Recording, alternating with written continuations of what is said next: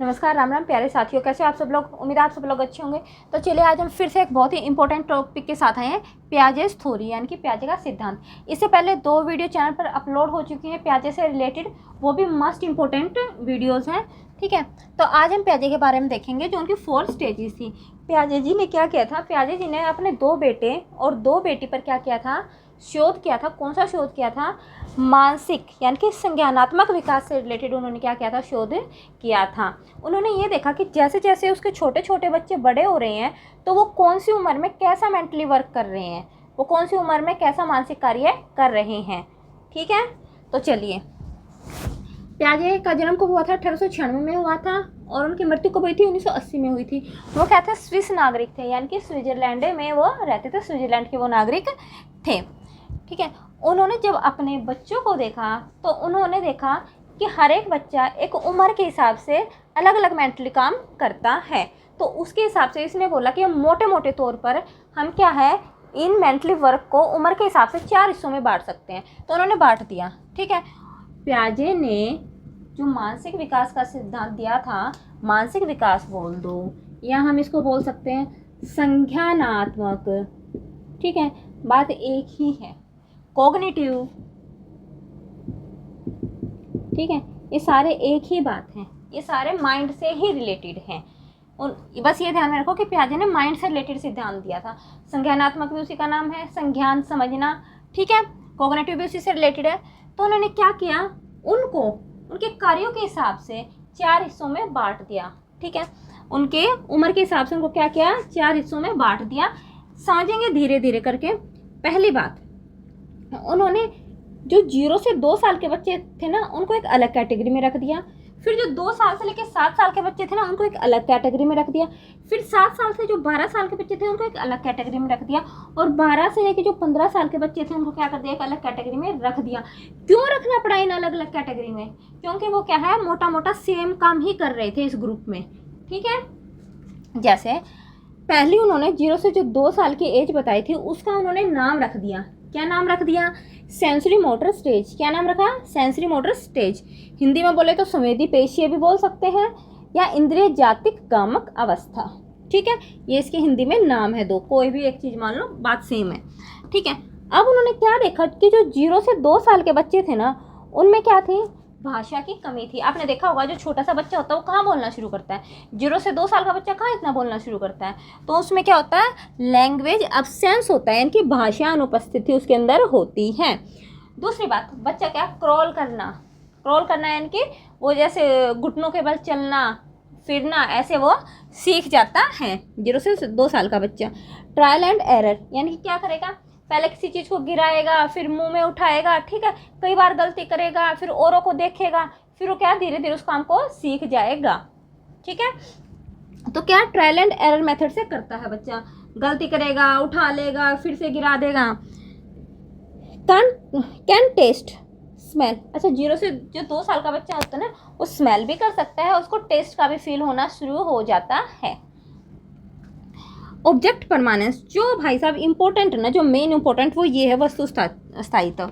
बहुत बार क्वेश्चन पूछा जाता है कि वस्तु स्थायित्व पियाजे की कौन सी अवस्था में आता है, तो वो होता है संवेदी पेशी यानी कि सेंसरी मोटर स्टेज में। अब होती क्या है ये चीज़, पहली बात तो ये देखो, अब मान लो अब छोटे से बच्चे को देखना, ठीक है, 4-5 महीने के या 6-7 महीने के बच्चे को भी आप है ना ऐसे पेन दिखाना कि ले बेटा पेन ले ले, वो लेने की कोशिश करेगा, और आप ऐसे गुम कर देना, क्यों बंदर ले गया, ऐसे पीछे कर लेना, उसको क्या कर लेना, पीछे कर देना, पेन को ऐसे पीछे कर देना और बच्चे को बोलना कि बंदर ले गया। अब बच्चा उस चीज़ को मान लेगा, 7-8 महीने तक का बच्चा मान लेगा कि हाँ बंदर ले गया होगा।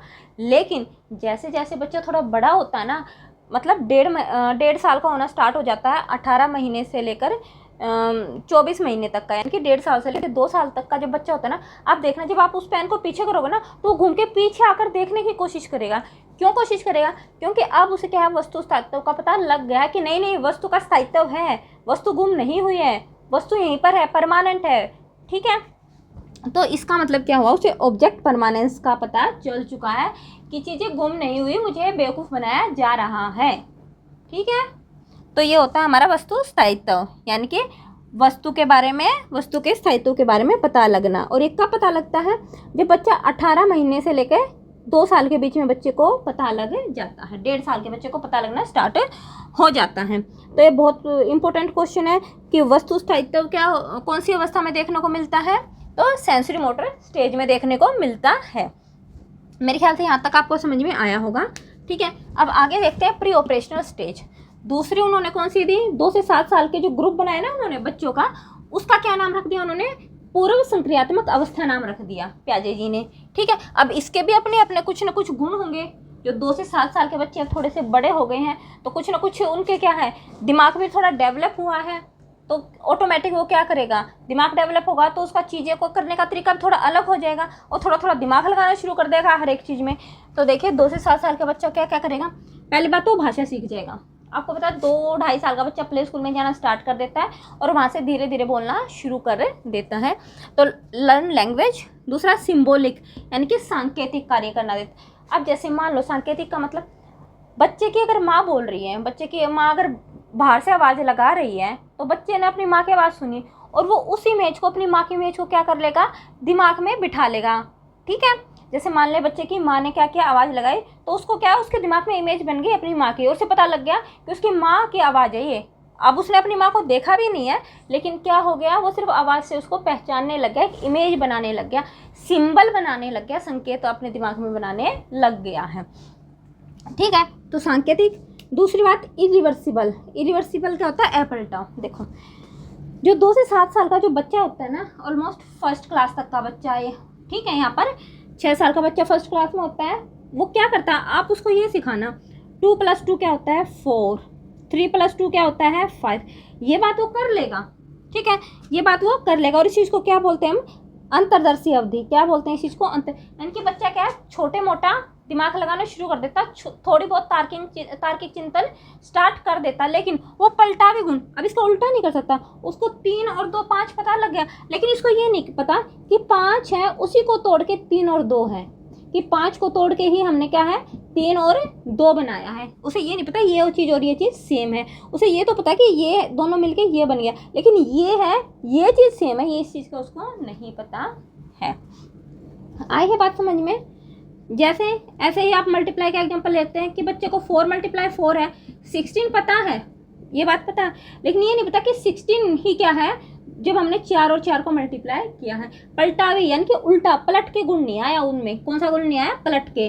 ठीक है, तो पलट के गुण नहीं आया तो अपलटावी गुण, अपलटावी गुण, इरिवर्सिबल, रिवर्स नहीं हुआ। आई बात समझे।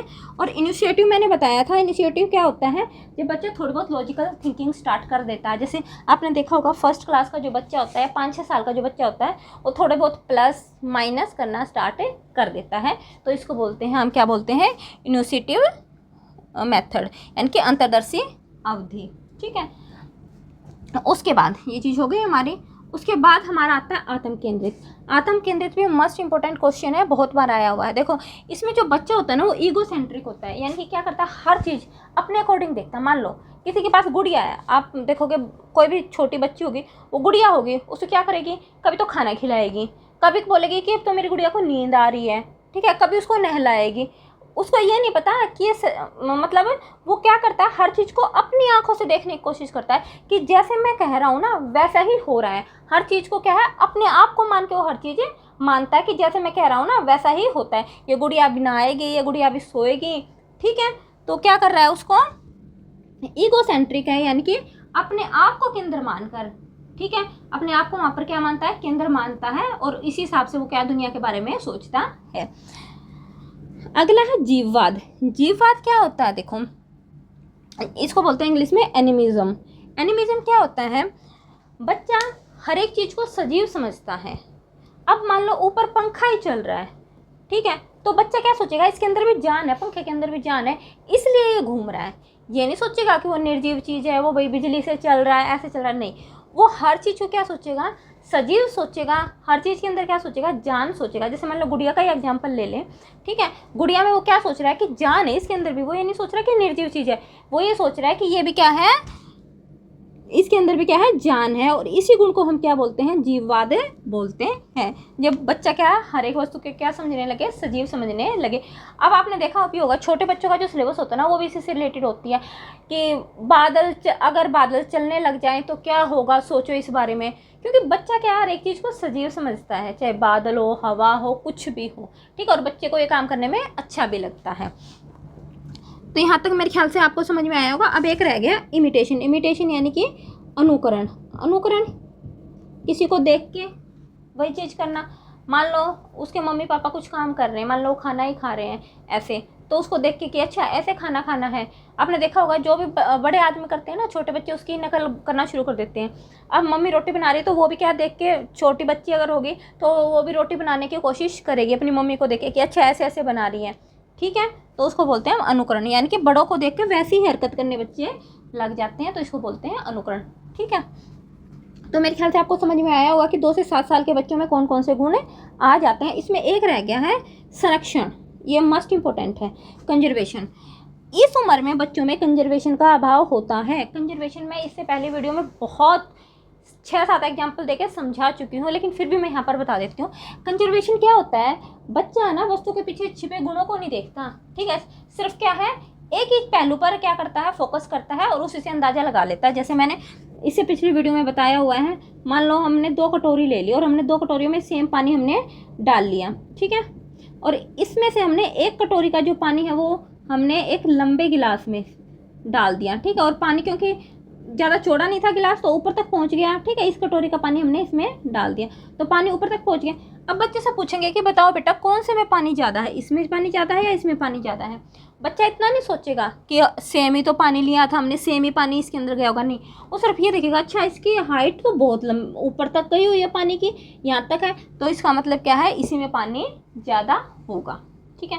तो यहाँ पर संरक्षण का मतलब क्या है, बच्चा सिर्फ एक ही चीज़ पर फोकस करता है। यहाँ पर देखो हाइट पर फोकस कर लिया उसने, जबकि उसके पीछे छिपे गुणों के बारे में वो नहीं सोचता है कि भाई आयतन कितना था, ये सब बारे में नहीं सोचता कि आयतन इसका क्या था, इसका और इसका आयतन क्या था, बराबर था, ये चीज़ें वो नहीं सोचता, सिर्फ एक ही पहलू पर डिस्कस करता है यहाँ पर। तो उसे हम बोलते हैं कंजर्वेशन। और यहाँ पर कंजर्वेशन का क्या है, अभाव होता है। बच्चा पीछे छिपे गुणों के बारे में नहीं सोचता वस्तुओं के, ठीक है। अगर आपको अच्छे से समझना संरक्षण, तो मैंने मेरे ख्याल से 7-8 एग्जाम्पल के थ्रू, बिल्कुल एक्सपेरिमेंट के थ्रू, इससे पहले वाली वीडियो में मैंने समझा रखा है कंजर्वेशन। तो होपफुली आपको समझ में आया होगा। देखिए फटाफट से एक बार क्विक रिवीजन कर लेते हैं। पूर्व क्रियात्मक अवस्था में बच्चा क्या करता है, बोलने लग जाता है, माइंड में क्या कर लेता है, सिंबल बना लेता है, सांकेतिक भाषा, और क्या करता है, एपल टाउ होता है, यानी कि 2+2 करना, 2+3 करना तो सीख जाता है कि 5 होता है, लेकिन 5 इक्वल होता है 2+3 के, ये करना उसको नहीं आता, उल्टा करना नहीं आता। आत्म केंद्रित होता है, हर चीज़ में अपने आप को केंद्र मानकर चलता है। जीववाद होता है, जीववाद होता है यानी कि हर एक चीज़ को सजीव समझता है, जैसे पंखा चल रहा है। संरक्षण मैंने बताया सिर्फ एक ही गुण पर ध्यान देता है। इनिशिएटिव मेथड मैंने बताया कि बच्चे को हल्का फुल्का तार्किक ज्ञान हो जाता है, जैसे प्लस का, माइनस का, हल्का फुल्का मल्टीप्लाई का भी यहाँ पर ज्ञान हो जाता है, डिवाइड का थोड़ा बहुत हल्का फुल्का, उसे बोलते हैं इनिशिएटिव, यानी कि थोड़ा बहुत इनिशिएटिव करता है किसी भी चीज़ में, ठीक है, सोचने में। इसको हिंदी में बोलते हैं अंतर्दर्शी अवधि। और बच्चा दूसरों को देखकर, बड़ों को देखकर वैसे ही हरकत करने की कोशिश करता है। अगर मान लो मम्मी क्या है मेकअप कर रही है, तो छोटी बच्ची भी उसको देख के क्या है मेकअप करने की कोशिश करती है, तो क्या है, अनुकरण का उदाहरण है। उम्मीद है आपको समझ में आया होगा। अगला देखिए कॉन्क्रीट स्टेज। तीसरा उन्होंने क्या किया, 7 से 12 साल के बच्चे उठाए और उनका एक अलग से ग्रुप बना दिया, उसका नाम उन्होंने रख दिया क्या, मूर्त अवस्था, या जिसको बोलते हैं कॉन्क्रीट स्टेज। कॉन्क्रीट, मूर्त या ठोस अवस्था एक ही बात है, नाम से ही पता चल रहा है। देखो इसमें क्या, बच्चा क्या, अगर चीज़ उसके सामने रखी हुई ना तो वो अच्छे से समझ पाएगा, अगर उसके सामने से चीज़ हटा दी जाए ना तो अच्छे से नहीं समझ पाएगा। मूर्त, मूर्त मतलब जैसे मान लिया आपके सामने मूर्ति रख दी जाए और फिर उसके बारे में कुछ पूछे तो आप अच्छे से बता पाओगे ना। तो सेम ही यहाँ से इसको क्या कर लेना, ज्वाइन कर लेना कि बच्चा क्या, सामने अगर कोई चीज़ है ना तो अच्छे से बता पाएगा। अगर हम ऐसे बोलते ना कि सोचो अगर ऐसा होता है, वैसा नहीं कर पाएगा बच्चा, ठीक है। सिर्फ मूर्त अवस्था का मतलब है कि सामने रखी हुई चीज़ के बारे में वो अच्छे से बता सकता है। पहली बात, इसमें पलटाव का गुण आ जाता है। इस वाली अवस्था में क्या आ जाता है, पलटाव का गुण आ जाता है। पलटाव मैंने अभी बताया, जैसे बच्चा है 5 + 3 में 8 होता है, ये बात यहाँ पे पता है, लेकिन इसका उल्टा नहीं पता था कि 8 ही 5 + 3 होते हैं, ये बात उसको नहीं पता थी। ये बात तो पता थी कि 5 + 3 = 8, लेकिन 8 को अगर मैं तोड़ने को बोलूँ तो वो उसको तोड़ना नहीं आएगा 5 + 3 में। लेकिन इस अवस्था में 7 से 12 साल का जो बच्चा हो जाता है उसको क्या है, उल्टा भी करना आ जाता है, इनके पलटाऊ गुण भी इसके अंदर आ जाता है, रिवर्सिबल आ जाता है। लॉजिकल थिंकिंग, अब बच्चा क्या है, थोड़ा सा लॉजिक लगाने लगता है, थोड़ा दिमाग ज़्यादा लगाने लग जाता है, ठीक है।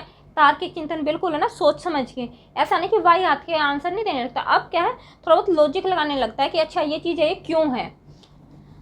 क्लासिफिकेशन, बच्चा वर्गीकरण करना सीख जाता है, यानी कि अगर सेम एक ही चीज़ टाइप की चीज़ है तो उनको अलग अलग कैटेगरी में वो क्या कर सकता है, ग्रुप में बना सकता है, उनका वर्गीकरण कर सकता है। श्रृंखला में, ठीक है, श्रृंखला ऐसे श्रृंखला बना सकता है, लाइन से सीरीज में, ठीक है। इंडक्टिव, अच्छा इसमें यहाँ पर देखना, इंडक्टिव में क्या होता है, हम पहले बच्चे को उदाहरण देंगे बहुत सारे और फिर एक नियम बना देंगे, ठीक है।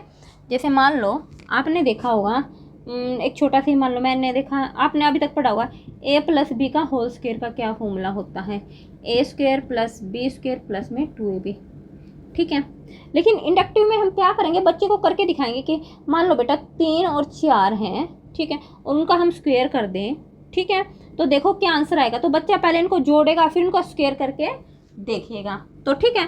तो फिर क्या है, यहाँ पर हम पहले बहुत सारे एग्जाम्पल लेंगे, फिर ये हम रूल बताएंगे कि देखो अब इनका ये रूल बन चुका है। तो आगमन में क्या है, हम पहले एग्जाम्पल देते हैं, बाद में नियम बनाते हैं, ठीक है। तो आई है मेरे ख्याल से यहाँ तक बात समझिए। ये आगमन है, इंडक्टिव और डिडक्टिव यानी कि निगमन जिसको बोलते हैं, इसमें हम पहले नियम बना देते हैं। जैसे आप वो पढ़ते हो ना, ज्योमेट्री जब पढ़ते हो तो उसमें पहले नियम मिलेंगे आपको, ठीक है, उससे रिलेटेड चाहे सर्कल हो, वर्ग हो, सबसे रिलेटेड क्या है, नियम मिलेंगे, फिर आपको उन्हें क्या है, सोल्व करना पड़ता है, ठीक है। लेकिन इंडक्टिव में क्या है, पहले बहुत सारे एग्जाम्पल होंगे फिर हम एक नियम बनाते हैं। तो मेरे ख्याल से आपको समझ में आएगा। फटाफट से एक बार क्विक रिवीजन कर लेते हैं। देखो कंक्रीट स्टेज कहाँ से कहाँ तक, 7 से 12 तक होती है। पलटाव का गुण आ जाता है, अच्छा खासा सोचने लग जाता है, तार्किक चिंतन हो जाता है, वर्गीकरण आ जाता है, श्रृंखला और आगमन, ठीक है। अब अगला जो लास्ट की जो हमारी अवस्था होती है वो होती है हमारी एब्स्ट्रैक्ट स्टेज, जिसको हम बोलते हैं अमूर्त अवस्था बोलते हैं, औपचारिक संक्रिया बोलते हैं, एक ही बात है। और ये होती है हमारी 12 से लेकर 15 साल तक की, इसको हम अवस्था बोल सकते हैं, या 12 से लेकर अडल्टहुड भी आपको लिखा हुआ मिलेगा। 12 से लेकर क्या लिखा मिलेगा, अडल्टहुड, ठीक है, वयस्क अवस्था जिसको बोलते हैं, ये आपको लिखा हुआ मिलेगा। एब्स्ट्रैक्ट थिंकिंग, इसका मतलब क्या, अमूर्त। मूर्त आपके सामने थी, आप देख के हर चीज़ बताते, अब मूर्त आपके आगे से हटा दी, अब आपको सोचना पड़ेगा उसके बारे में कि मान लो इसकी वैल्यू x है। ऐसे क्वेश्चन देखे होंगे ना आपने मैथ में कि मान लो कि मान लो इसकी वैल्यू कितनी है, y की वैल्यू मान लो 100 है, मान लो, ठीक है, मान लो, अज्यूम करो, ठीक है। तो यहाँ पर क्या है, अज्यूम करना है, वो चीज़ आपके सामने डायरेक्ट नहीं, यहाँ पर हम चीज़ों को मानते हैं, अज्यूम करते हैं, सोचते हैं, ठीक है। प्रॉब्लम सॉल्व बहुत अच्छे से करनी आ जाती है, बिल्कुल प्रॉब्लम अच्छे से सोल्व कर सकता है इस 12 से 15 साल तक का बच्चा। डिडक्टिव, अब यहाँ पर हम पहले नियम बता सकते हैं बच्चे को, नियम रटवा दो फिर उससे रिलेटेड क्वेश्चन करवाओ, तो यहाँ पर निगमनात्मक अवस्था आ जाती है। हाइपोथेटिकल यानी कि बच्चा इसमें क्या, कल्पना के बारे में कल्पना करता रहता है, ठीक है। ये अवस्था कैसी होती है, कल्पना की उम्र होती है। जैसे आपने देखा होगा ना कि 12, 13, 14 साल के बच्चे जैसे जैसे थोड़े से क्या है, एक जवानी की उम्र में जाते हैं तो उनके अंदर क्या है, बहुत सारी कल्पनाएं होती हैं, ठीक है, बहुत सारी कल्पना करते हैं वो, तो क्या है, हाइपोथेटिकल एज होती है, कल्पनात्मक एज होती है।